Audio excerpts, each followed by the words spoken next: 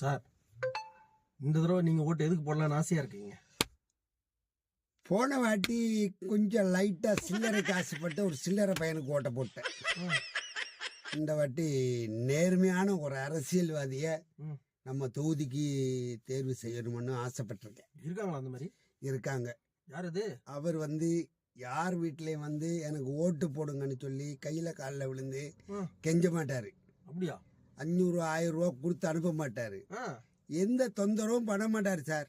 என்ன சொல்றீங்க? அப்படிப்பட்ட ஒரு வேட்பாளர் இருக்காரு. ஆமா, காலகாலமா ரொம்ப காலமா இருக்காரு. நிறைய பேருக்கு தெரியாது. அப்ப இந்த தேர்தலில் அதை நான் கண்டுபிடிச்சிட்டேன்.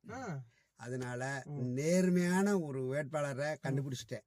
அந்த நேர்மையான வேட்பாளருக்கு தான் என்னுடைய ஓட்டு. இவ்வளவு ரொம்ப ஆசையா இருக்குங்க. யாருன்னு சொல்லுங்க கொஞ்சம் மலர்னு. அவர் பேரை கேட்டா ஆடிடுவீங்க. நெஞ்ச பிடிச்சிக்கிட்டுமா? அப்படி